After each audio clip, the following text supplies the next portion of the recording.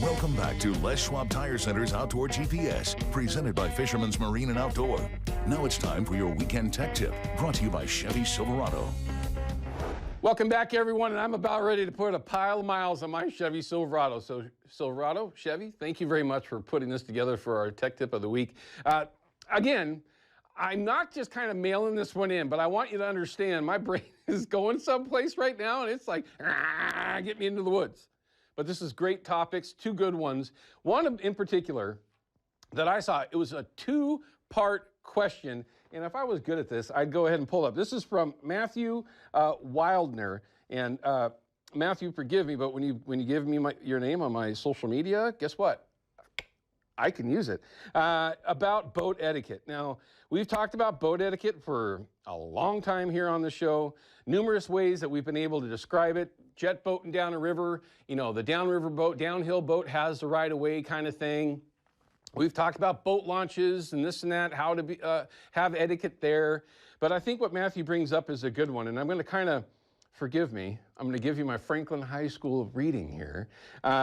He goes, why is it that when we are trolling downriver and there are hundreds of yards of clear water either side of the boat, every boat going back upriver has got to pass within 25 to 40 feet, guide boats included, which we all know that's true. There's a whole river to travel back up. Now, that's his first question. And it's true. I mean, why in the world do you have to run so tight to someone when they're trolling? You're running at full tilt, and you're going maybe back up to start your passing in or whatever it might be. Now, part of this, Matthew, is that when somebody's on full step, their wake is significantly smaller than, say, idling through or just half throttling it. When you're on full tilt, you're throwing a 6-8 inch wake depending on the sled you're in. So that part of it, you know, you can kind of grasp. That being said, here's the other part of his question, because he comes right back in this. He was very frustrated with this. Seriously, though, do you ever talk about fishing etiquette? It seems there are a lot of boaters that either aren't aware that we're also fishing, and, you know, basically everybody play nice in the sandbox, or they just don't care. And I'm going to split that. There's a lot of people that flat out don't care, all right? They don't care until you do it to them. We all know who they are, right? So I'm a Gen Xer, right? My grandfather told me a lot of really interesting things, right? A lot of really good ones. But one of them was, do unto others as you would have them do unto you. Now, this is something that I would call common sense, but these days in 2023, common sense is light. Question answered. Okay, so it kind of falls down to that. So if you're watching and you want to know what the etiquette should be, give boats a wide berth, right? You don't have to run right alongside the rod tips to get back up. Now, that being said, if you're talking about the Columbia and the Willamette, it's pretty accurate, right? But there's going to be some spots where it's just unavoidable. Some spots where you just, as a boat going back upriver, you don't have a choice.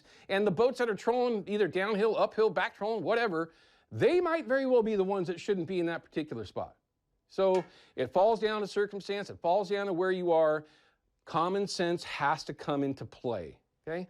So Matthew, that's the best way that I can answer that question. And just remember, there are just going to be people like that out there. It's unfortunate, but that's the way it is. Mike Wilson, his question is, he's starting to get back into duck hunting again. And I'm still going to say it this way, it sucks. Don't get into it. Duck hunting sucks. Anyway, teasing, okay? My suggestions, Mike, number one, it's budget, okay? How the budget fits for you, right? Because you can have a range of shotguns from $350 to $3,500 to $13,000. It all depends on what your budget is to start with, okay? So figure out what that is first. But if you were to answer or ask me the question specifically like you did, I am, and in some cases for some folks, unfortunately, an Italian shotgun guy. There's a reason why Beretta's been around for over 500 years, okay? They make the best shotgun. That's just me. Everyone is different. Now, I will say this because it is very relevant. Shotguns fit you differently. Every shotgun isn't going to be perfect for the other person. That's the nice part about modern shotguns, the A400 in particular. That's what I shoot. I've got 11 seasons on it. It's never broken, never failed, never come apart. The only other shotgun that I can say the same thing about is the Benelli SBE2, which is what I have hunted with for a decade prior to when I got my Beretta, is now the SBE3. There are so few parts in these shotguns that there's nothing to break. Okay, the only problem that I ever had with my Super Black Eagle 2, and the 3 is nearly identical, is that the tolerances are so tight that it would ultimately jam up a little bit or get slow because the spring, which kills me still, such an old company. By the way, they're both owned by the same company, Beretta Benelli, brother and sister, or brother, whatever you want to call it. They are all under the same umbrella. The return spring's in the stock, and it just kills me that they still make a shotgun with the return spring in the stock. Okay, it's an inertia-driven gun as opposed to the Beretta being a gas-operated gun.